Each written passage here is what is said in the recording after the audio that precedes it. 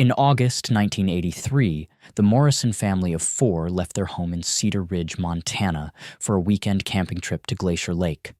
Tom Morrison, 34, his wife Linda, 32, and their two children, Jessica, 8, and Michael, 6, packed their blue Ford station wagon and drove into the mountains on what should have been a perfect family getaway. They never returned home. No distress calls were made, no wreckage was found on the winding mountain roads. For 40 years, their disappearance remained one of Montana's most baffling unsolved cases, a mystery that haunted the small town of Cedar Ridge and left investigators with more questions than answers. Then, in 2023, a historic drought dropped Glacier Lake's water levels to record lows not seen since the Great Depression, revealing something that had been hidden beneath the dark water all along. What they found would prove that some family secrets run deeper than the coldest mountain lake, and that sometimes the truth takes 4 decades to surface. Detective Sarah Chen had been with the Montana State Police for 15 years, but she had never worked the Morrison case directly. Still, she knew the story like every cop in the state did. It was one of those cases that got passed down through the ranks, discussed in training seminars and late-night conversations over coffee. 4 people, a father, mother, and 2 young children, who had simply vanished into thin air on a beautiful August weekend in 1983. No blood, no bodies, no answers. Just an empty campsite reservation and 40 years of speculation. Now she stood in Sheriff Martinez's cramped office in Cedar Ridge at 6:47 a.m. on a Tuesday morning in August 2023, exactly 40 years after the Morrison family had disappeared, holding a manila folder containing photographs that might finally provide the answers everyone had been seeking. The drought that summer had been the worst Montana had experienced since the 1930s, turning rivers into streams and dropping lake levels across the state to unprecedented lows. Glacier Lake, a pristine mountain reservoir that normally covered over 300 acres, had shrunk to barely half its normal size, exposing vast mudflats and sections of lake bottom that hadn't seen sunlight in living memory. Recreation Department spotted it yesterday around 5 p.m., Sheriff Martinez was saying, as he poured coffee from a dented metal pot that looked like it had been in service since before the Morrison disappearance. His weathered hands were steady despite his 60-plus years, but Sarah could see the tension in his shoulders. This wasn't just another case for him. He'd been a young deputy back in 1983, part of the original search team that had combed the mountains looking for any trace of the missing family. Sarah opened the folder and spread the aerial photographs across Martinez's desk. The images had been taken by the State Recreation Department's drone as part of their ongoing drought documentation project. There, sitting on the exposed lake bottom approximately 200 yards from where the old boat launch used to be, was the unmistakable silhouette of a station wagon. Even after 4 decades underwater, the distinctive boxy shape of a late 1970s Ford Country Squire was recognizable. Blue paint's mostly gone, Sarah observed, studying the high-resolution images. But the body style matches perfectly. Ford Country Squire wagon, same as the Morrison vehicle registration. License plates still attached to the rear bumper, Martinez said, handing her a magnifying glass. Montana tags, readable under all that sediment. The numbers match the bolo we put out in '83. Sarah examined the close-up photographs more carefully. What struck her immediately was how intact the vehicle appeared. After 40 years submerged in a mountain lake, she would have expected significant deterioration, damage from shifting sediment, maybe even structural collapse. Instead, the station wagon sat upright on the lake bottom as if it had been carefully positioned there. The doors appeared to be closed, the windows were intact, and there were no obvious signs of impact damage that would suggest the car had crashed or rolled into the water. "Any preliminary dive team assessment?" Sarah asked, though she already knew the answer. A case this high profile would require extensive documentation before anyone entered the water. Dive teams scheduled for this afternoon. But Sarah, Martinez paused, his expression growing more serious. There's something else you need to know. The car's sitting in about 12 feet of water right now, but the old boat launch where it was found, that area was dry land until the spring of 1972 when they raised the dam and flooded the lower access road. Sarah looked up from the photographs. Meaning that car didn't drive into the lake in 1983. It was placed there after the area was already underwater. Someone went to considerable trouble to put that vehicle exactly where we found it. The implications hit Sarah like cold mountain air. The Morrison family hadn't died in an accidental drowning. Their car hadn't slid off an icy road or crashed through a guardrail. Someone had deliberately submerged their vehicle in Glacier Lake, which meant the family's disappearance wasn't an accident or a case of getting lost in the wilderness.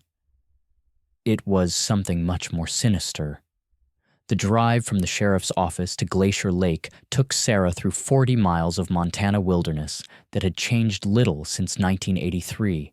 Two-lane highways curved through dense forests of lodgepole pine and Douglas fir, occasionally opening up to reveal sweeping valleys dotted with ranches that had been in the same families for generations. It was the kind of landscape that appeared on postcards and tourism brochures, pristine and peaceful, the last place anyone would expect to find evidence of violence. As Sarah's patrol car crested the final hill before the lake, the extent of the drought became dramatically apparent.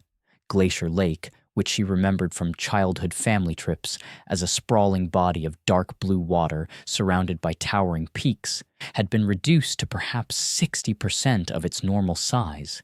The newly exposed shoreline was a moonscape of cracked mud and bleached stones, dotted with the skeletal remains of trees that had been submerged when the reservoir was first filled in the early 1970s. The Park Service had established a temporary command post near the main boat ramp, which now sat high and dry, its concrete surface cracked and stained from decades of use, followed by sudden exposure to the elements. Several official vehicles were parked in the gravel lot: State Police, Sheriff's Department, Park Service, and the Montana Department of Fish, Wildlife, and Parks. Yellow crime scene tape had been strung around a large area of the exposed lake bottom, creating a perimeter around the location where the Morrison family station wagon sat like a monument to mysteries unsolved. Bill Hoffman was waiting for Sarah at the ranger station, a rustic log building that had served as the park's headquarters since the 1960s. At 87 years old, he was the only person still alive who had been working at Glacier Lake on the day the Morrison family disappeared. His memory was sharp, his eyes alert behind wire-rimmed glasses, and his handshake firm despite his advanced age. "You hear about Tom's car?" he asked without preamble, using the familiarity that came from having thought about this case for 4 decades. "Yes, sir. Sheriff Martinez said you were working the day the family disappeared. I'd like to hear about that weekend. Anything you remember, no matter how small it might seem." They settled into wooden rocking chairs on the station's small front porch, looking out over the dramatically reduced lake. The view was stunning even in drought conditions, with snow-capped peaks reflected in the remaining water and golden afternoon light filtering through the pine forest. It was easy to understand why the Morrison family had chosen this place for their final camping trip. "Family of 4, Bill began slowly, his voice carrying the careful cadence of someone who had told this story many times over the years. Tom Morrison called ahead on the Thursday before, made a reservation for campsite 14, real polite on the phone, asked about the best fishing spots for kids, wanted to know if we rented boats or if he should bring his own gear. Sarah made notes in a small leather notebook, the same kind she'd carried since her first day as a detective.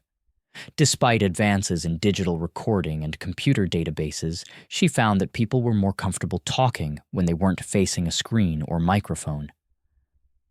Did the family check in when they arrived? Bill shook his head.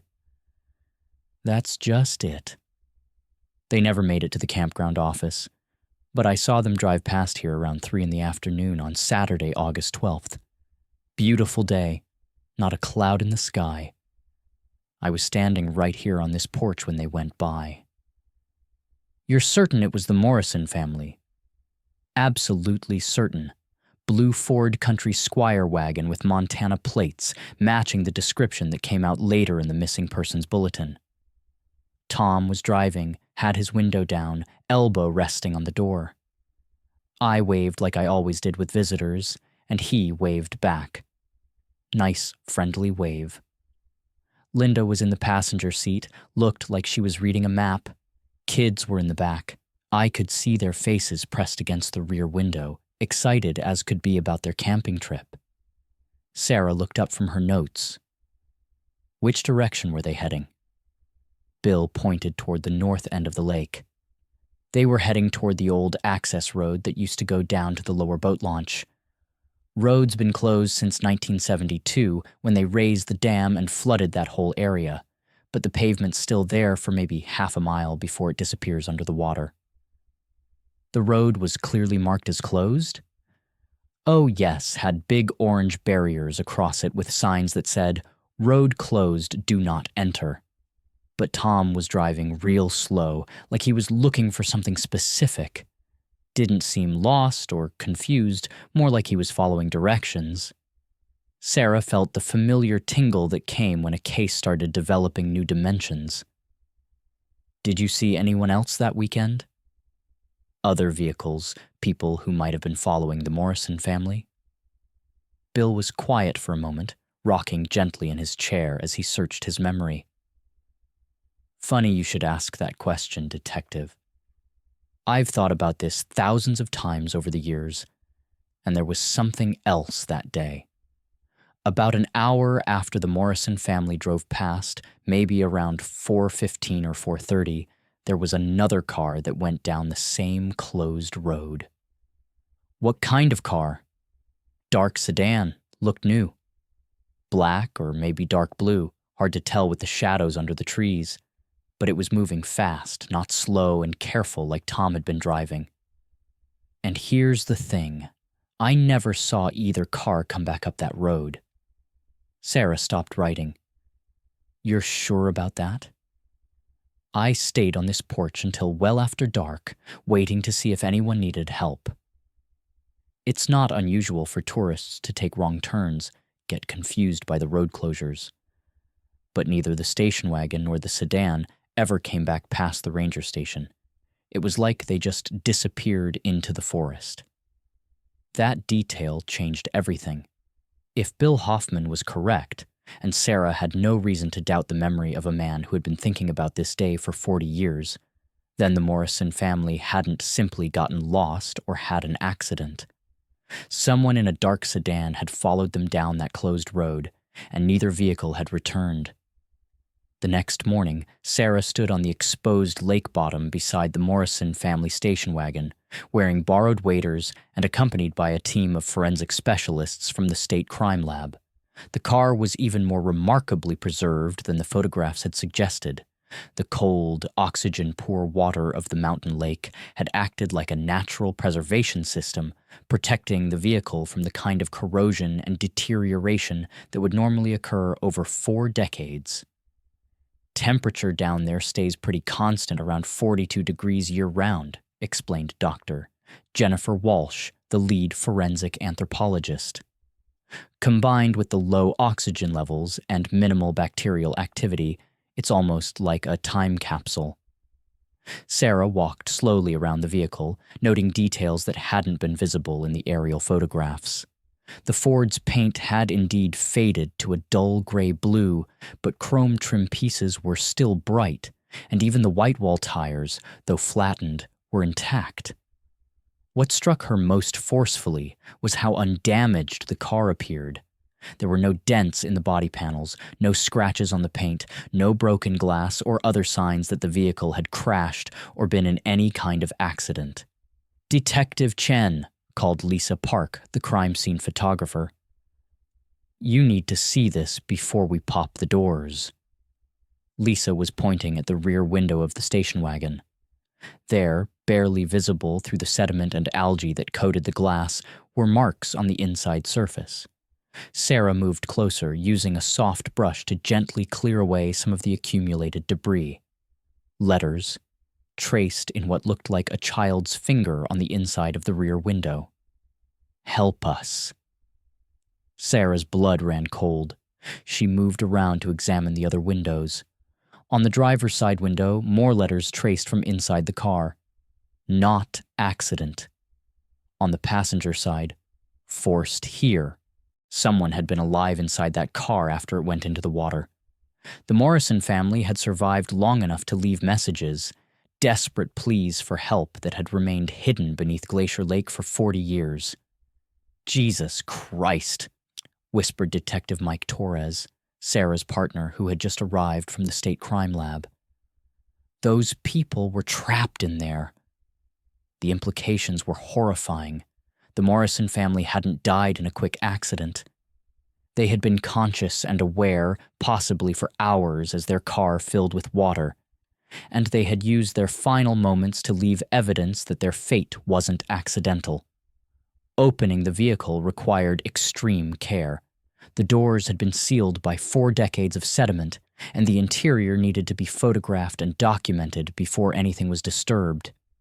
When they finally managed to force open the driver's side door, lake water that had been trapped inside for 40 years poured out, carrying with it debris and personal items that told the story of a family's last moments. The interior of the station wagon was a snapshot of summer vacation 1983. Linda Morrison's purse sat on the passenger seat, its contents remarkably well preserved by the cold water. The children's coloring books and crayons were scattered across the rear seat, along with small toys and games meant to keep them occupied during the drive to the lake. Tom Morrison's fishing tackle box was wedged behind the driver's seat, still containing the lures and equipment he had planned to use teaching his children to fish. But it was the small cassette recorder found wrapped in a plastic bag under the driver's seat that provided the most chilling evidence of what had happened to the Morrison family. Tom Morrison had been an insurance investigator for Mountain States Insurance Company, specializing in accident reconstruction and fraud detection. Part of his standard equipment was a small portable cassette recorder that he used to document his findings at accident scenes. The plastic bag had protected the device from water damage, and the cassette inside was still playable. Back at the sheriff's office, Sarah, Martinez, and Dr. Walsh gathered around an old cassette player as the tape began to play. Tom Morrison's voice came through clearly, though strained with fear and tension. "This is Tom Morrison, Saturday, August 12th, 1983, approximately 4:30 p.m. If anyone finds this recording, please know that my family and I were forced off the road by men in a dark sedan. We were not in an accident.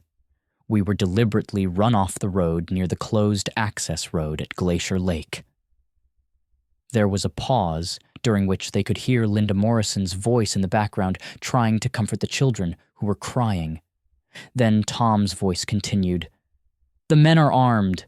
They're forcing us to drive down to the old boat launch. I don't know what they want, but Linda, if you can hear this, I love you. Jessica, Michael, Daddy loves you both so much." Another pause. The sound of car doors opening. Tom's voice became more distant, as if he had moved away from the recorder. "They're making us get out of the car. They want us to move toward the trees. Linda, take the kids and stay together. Don't let them separate us." A new voice came on the tape then, harsh and commanding. "Turn off that recorder and get out of the car." Now. Tom Morrison's voice, closer again. "I'm complying. Please don't hurt my family. We haven't done anything wrong." The unknown voice again. "You've done plenty wrong, Morrison." But that's about to be fixed. The recording ended abruptly. Sarah played the tape again, listening for background sounds and trying to identify the voice of the man giving orders. The accent wasn't local. It had the flat vowels of someone from the upper Midwest, maybe Minnesota or Wisconsin. The tone was professional, controlled, suggesting someone accustomed to giving orders and having them obeyed. Tom Morrison was investigating something, Sarah said after the third playback. This wasn't random. Someone specifically targeted his family. Sheriff Martinez nodded grimly. Question is, what was he investigating that someone was willing to kill 4 people to cover up? That afternoon, Sarah drove back to Cedar Ridge to examine Tom Morrison's work files. Mountain States Insurance had gone out of business in the late 1990s, but their records had been transferred to a storage facility in Billings. With a court order, Sarah was able to access Tom's active case files from August 1983. What she found painted a picture of a meticulous investigator who had been building a case against what appeared to be a sophisticated insurance fraud operation. In the months leading up to his family's disappearance, Tom had been investigating a series of suspicious claims involving single-car accidents on remote mountain roads throughout western Montana. The pattern was subtle but consistent.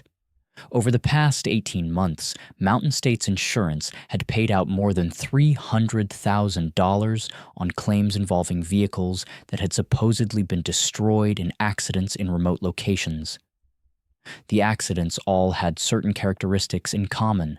They occurred on lonely roads with no witnesses, the vehicles were reported as total losses, and the accidents were investigated by the same independent adjuster, a man named Marcus Brennan, who operated out of Billings. Tom's notes, written in his careful block letters, documented his growing suspicions about the Brennan operation. He had driven to several of the reported accident sites and found discrepancies in the damage patterns and crash dynamics that didn't match the official reports. More significantly, he had conducted surveillance of Brennan's salvage yard and discovered that vehicles reported as total losses were being repaired and resold rather than scrapped as required by insurance regulations. But Tom's investigation had uncovered something more serious than simple insurance fraud. Hidden in a file marked Personal Confidential were photographs and documents suggesting that Marcus Brennan was not just filing fraudulent insurance claims, but was actually staging accidents involving real people. The photographs, taken with a telephoto lens from a concealed position, showed Brennan's salvage yard in detail. In addition to the expected collection of damaged vehicles and auto parts, the images revealed something sinister. Several cars that appeared to be in perfect condition being deliberately damaged with sledgehammers and other tools. And in one particularly chilling photograph, Sarah could see what appeared to be personal belongings, suitcases, clothing, children's toys, being removed from vehicles and burned in a barrel behind the main building. Tom Morrison's handwritten notes accompanying the photographs were methodical and damning.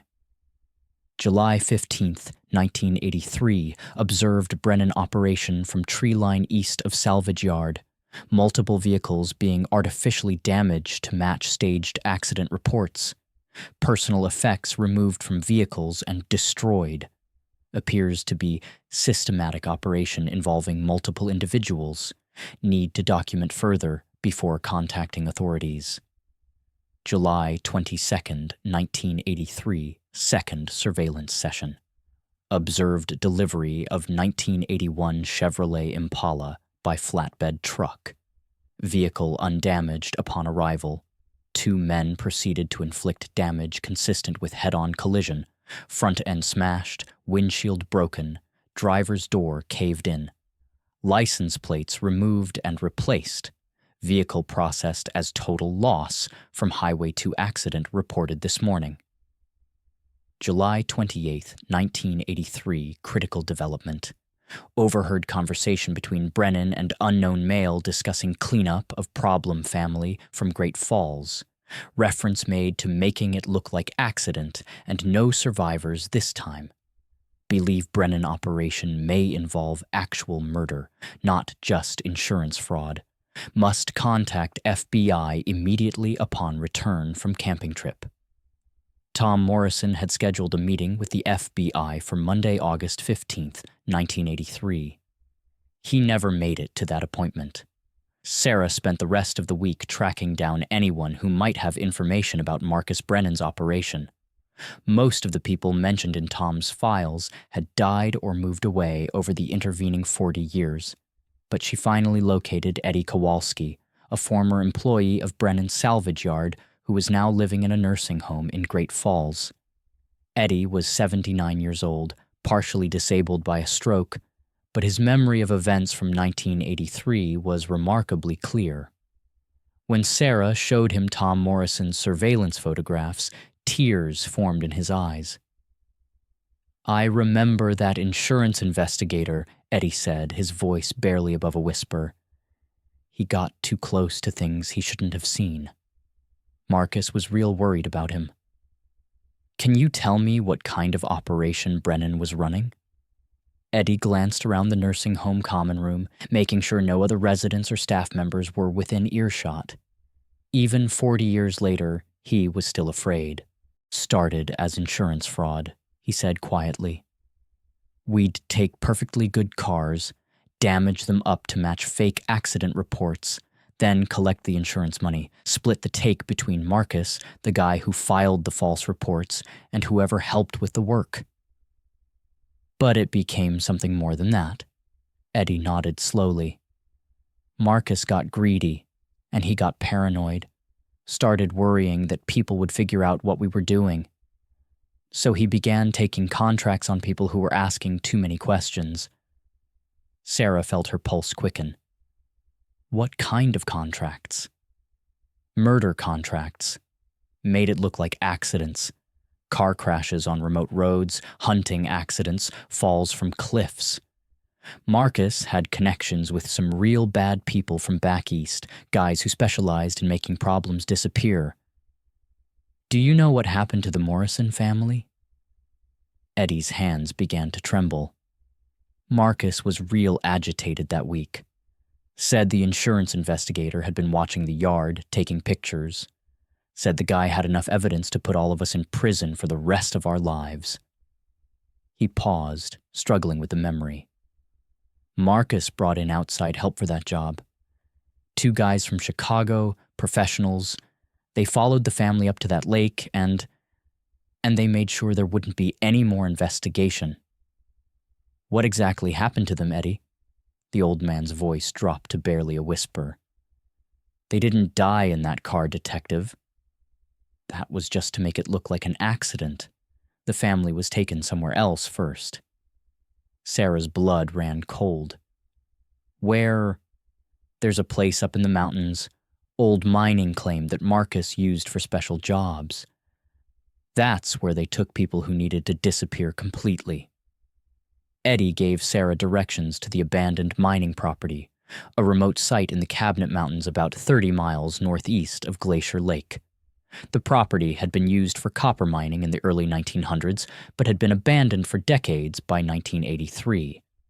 According to Eddie, Brennan had purchased the land through a shell company and used it as a disposal site for evidence and victims. Sarah assembled a team including Dr. Walsh, ground-penetrating radar equipment, and a full forensic recovery unit. The mining site was accessible only by a rough dirt road that hadn't seen maintenance in decades, requiring them to hike the final 2 miles through dense forest. The abandoned mine consisted of several collapsed buildings, rusted mining equipment, and the entrance to a tunnel that had been sealed with concrete and steel bars. But it was the area behind the main building that interested Sarah most, a clearing where the ground-penetrating radar detected several anomalies consistent with disturbed earth and buried objects. The excavation took 3 days. When they finally reached the first burial site, they found exactly what Sarah had feared they would find. 4 bodies, buried in a shallow grave, still wearing the clothes they had disappeared in 40 years earlier. Tom Morrison, 34 years old, had been shot once in the head with a large caliber handgun. Linda Morrison, 32, showed evidence of having been bound with rope before being shot. 8-year-old Jessica and 6-year-old Michael Morrison had both been killed with small caliber gunshots, executed after watching their parents die. The coroner's examination revealed additional details that painted a horrific picture of the family's final hours. All 4 victims showed evidence of having been held captive for an extended period before their deaths. Rope burns on their wrists and ankles, signs of dehydration and stress. They had been tortured, probably for information about Tom's investigation, before being killed. But the most chilling discovery came when Dr. Walsh examined the children's remains. Both Jessica and Michael had defensive wounds on their hands and arms, and traces of their father's blood were found under their fingernails. They had tried to protect their father, 2 small children fighting desperately against trained killers. In Jessica Morrison's jacket pocket, wrapped in plastic and remarkably preserved, was a small piece of paper with a child's handwriting. "My name is Jessica Morrison. Bad men took us. Tell my grandma I love her." Even in their final moments, facing unimaginable terror, the Morrison children had tried to leave evidence that might someday bring their killers to justice. Sarah's investigation into Marcus Brennan revealed a criminal operation far more extensive than even Tom Morrison had suspected. Brennan had been running a multi-state network involved in insurance fraud, vehicle theft, and contract murder. Using his salvage yard as a front, he had recruited mechanics, tow truck drivers, and corrupt insurance adjusters to create a sophisticated criminal enterprise. The operation worked by identifying vehicles involved in legitimate accidents, then intercepting them before they could be properly processed by insurance companies. The vehicles would be taken to Brennan's yard, where identification numbers would be altered and damage would be artificially enhanced to justify total loss claims. The insurance money would be collected, but instead of scrapping the vehicles, they would be repaired and resold, often multiple times with different identities. When insurance investigators or law enforcement officers began to get suspicious, Brennan would arrange for them to have accidents. Over a period of 5 years, at least 12 people had been murdered to protect the operation, including several other insurance investigators, a state police detective, and a newspaper reporter who had been investigating suspicious accident patterns. The Morrison family's case was different only in that Tom had managed to document so much evidence before he was killed. His surveillance photographs, case notes, and recorded observations provided prosecutors with a complete picture of Brennan's criminal network. Unfortunately, Marcus Brennan himself had died in 1985, supposedly in a single-car accident on a remote highway near the Canadian border. But Sarah's investigation revealed that Brennan's death had actually been orchestrated by his criminal associates, who feared that he was becoming a liability. The accident had been staged by the same Chicago professionals who had killed the Morrison family. However, several members of Brennan's network were still alive and could be prosecuted for their roles in the murders. Eddie Kowalski's testimony, combined with the physical evidence recovered from the mining site and Tom Morrison's documented investigation, provided sufficient evidence to bring charges against 3 men for conspiracy to commit murder and racketeering. The trial attracted national attention as details of the 40-year-old conspiracy were revealed. The case became a textbook example of how organized crime had infiltrated legitimate businesses and corrupted public officials. It also highlighted the dangers faced by insurance investigators and other professionals whose work threatened criminal enterprises. During the trial, Eddie Kowalski testified that the Morrison family had been specifically targeted because Tom's investigation posed an existential threat to the entire operation. The family had been abducted from Glacier Lake, taken to the mining site, and interrogated about what Tom had discovered and who he had shared information with. When it became clear that Tom had extensive documentation of the fraud scheme, the decision was made to eliminate the entire family. The prosecution's case was strengthened by the discovery of additional evidence at the mining site. Buried along with the Morrison family's remains were documents and photographs that Tom had hidden before his family's camping trip, apparently as insurance against something happening to him. These materials provided additional proof of the scope of Brennan's criminal activities. Sarah testified about the investigation and the discovery of the family's remains. She described finding the car in Glacier Lake, the messages traced on the windows, and Tom's final cassette recording. The jury listened in stunned silence as she played Tom Morrison's desperate final message, recorded as armed men forced his family from their car. The defense attorneys attempted to argue that their clients had been minor players in the conspiracy, following orders from Marcus Brennan without understanding the full scope of his criminal activities.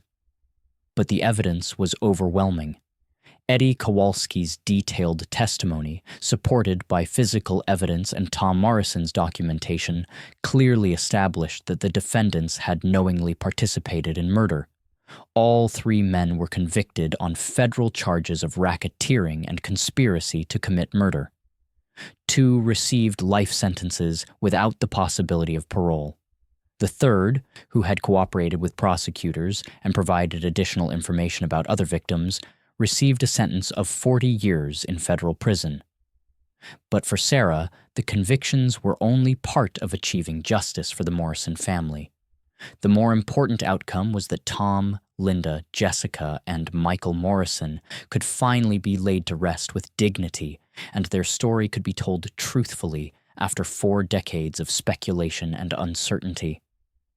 The Morrison family was buried in Cedar Ridge Cemetery, in a ceremony attended by hundreds of people from across Montana. Tom's elderly parents, who had died still wondering what had happened to their son and his family, had not lived to see this day. But Linda Morrison's sister, now in her 70s, was able to finally say goodbye to the family she had lost so young. At the graveside service, Sarah read a statement on behalf of the law enforcement agencies that had worked to solve the case. Tom Morrison died trying to protect his community from criminals who preyed upon innocent people. His investigation, completed 40 years after his death, helped bring justice not only for his own family, but for numerous other victims of this criminal conspiracy. Tom, Linda, Jessica, and Michael Morrison are remembered not as victims, but as a family who loved each other and who fought together until the very end. The case also led to significant changes in how insurance fraud investigations are conducted. Tom Morrison's documentation techniques and surveillance methods became part of the training curriculum for insurance investigators across the country. His work proved that individual investigators, working carefully and methodically, could uncover criminal conspiracies that had corrupted entire systems. Sarah visited Glacier Lake one final time before the case files were officially closed. The drought had ended, and fall rains had begun to restore the lake to its normal levels.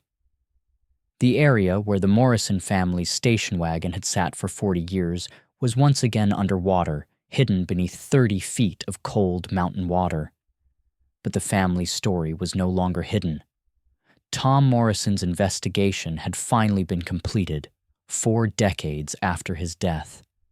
The insurance fraud ring he had uncovered was exposed and prosecuted. The criminals who had murdered his family were in prison, and most importantly, the Morrison family's remains had been recovered and properly laid to rest. Standing on the shore of Glacier Lake, watching the sun set behind the mountains, Sarah reflected on the strange way that justice sometimes works. The drought that had devastated Montana's agriculture and recreation industries had also revealed evidence that brought closure to one of the state's most haunting unsolved cases. The Morrison family had been silenced by violence 40 years ago, but they had finally been heard. Their story had become a reminder that sometimes the most dangerous thing a person can do is simply tell the truth, but also that the truth has a way of surviving even when those who speak it do not. In her final case report, Sarah wrote, "Tom Morrison was killed because he was good at his job.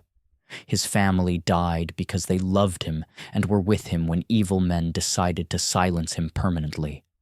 But Tom Morrison's work survived his death, and his evidence ultimately brought justice for his family and numerous other victims. The Morrison family's story proves that some crimes are too important to remain hidden, no matter how much time passes or how deep the lake that hides the evidence. As Sarah drove away from Glacier Lake for the last time, she thought about the message that 8-year-old Jessica Morrison had written in her final moments. "Tell my grandma I love her." Jessica's grandmother had died decades earlier, but her message had finally been delivered, carried by mountain winds and lake water to a place where justice could hear it and respond.